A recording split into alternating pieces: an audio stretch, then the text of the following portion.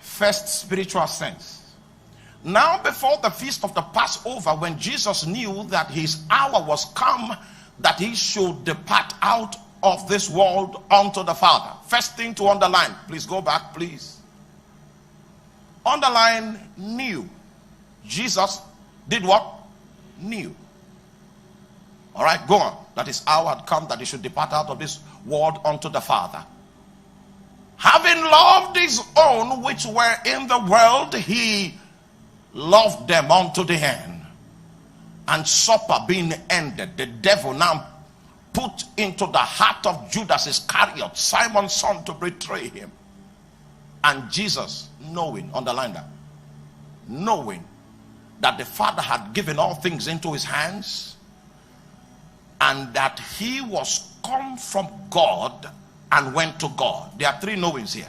Jesus knowing, number one, the Father has given all things into his hands. Jesus knowing that he was come from God. Number three, Jesus knowing that he went to God. First spiritual sense is called the knowing of revelation. Is that knowing that you know that you don't know how you know, but you yet know? It's a revelation. The knowing of revelation. This is the strongest sense on your receptacle. 70% of the communications of God. You are not with me. You are not with me. You are not with me. Now listen to me. Listen carefully. Listen carefully. I can't repeat myself.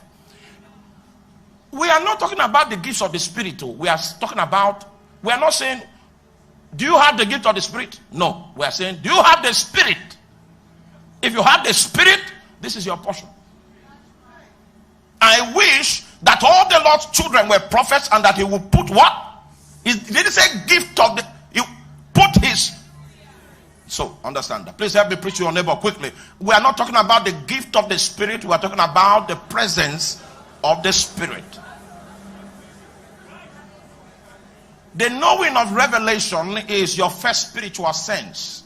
70% of God's dealings will come through that platform. It is, are you with me? It's part of what we call God's non-cognitive communication. And if you are going to be an accurate prophet, you must perfect the non-cognitive communication first before you can now walk in the cognitive communication. You must know how God communicates to you and leaves your mind at home. And you can follow with your heart until your heart becomes the organ that is ahead of your thinking, your mind. That's what makes a spiritual man. There's a shift that will take place that will put God's operation in your heart ahead of your mind. So when you have heard God, that you can now strategize. Don't start strategizing anything if you have not heard God. That which is born of what? The flesh is.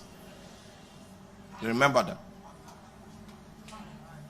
Do you know that many times the difference between life and death is a knowing? You need to know when to sit, when to stand, when to walk away, and when to run. You need to know when to board a flight and when to allow the flight to go, even though you have a valid ticket on business class.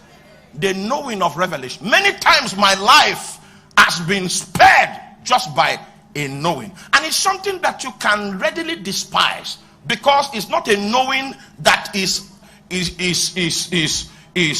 apprehensive. It's a quiet knowing. It's a very quiet knowing, and then you now find out that the streams of the Spirit, many times they are on quiet, cool mode. Powerful things, powerful signs in the Spirit. Do you still remember that Elijah's prayer on Carmel, the effect of the prayer was appearing in the canvas of the sky? And when the servant came the seventh time, he saw an insignificant cloud that looked like the hand of a man. So insignificant, something you can despise. But Elijah said, that is the sign that proves that what? There is going to be an abundance of rain. Something very big in physical manifestation will appear in the Spirit like a feather. And if you don't understand the language of the Spirit, you will despise it. It said the things of the kingdom look weak, but that's how power administers its protocol. I tell you today, your spirit, your senses will come alive in the name of Jesus. Many times when you are going through persecution, you will not even understand what is happening without a knowing. If you know, like for Paul in the book of 1 Timothy chapter 2, I guess verse 12, is it 1 verse 12 or 2 verse 12? He said, because of these things I have suffered many afflictions, but I know, I know whom I believed. So his suffering could not bend his mind.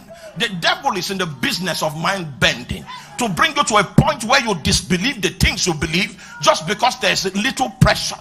You can disbelieve if there's no knowing, but a man that knows is so terrible, so difficult for the devil to deal with. Because when you give him 939 strokes of the cane, he will say, behold, I make all things new. Knowing of revelation. Please help me ask your neighbor, what do you know?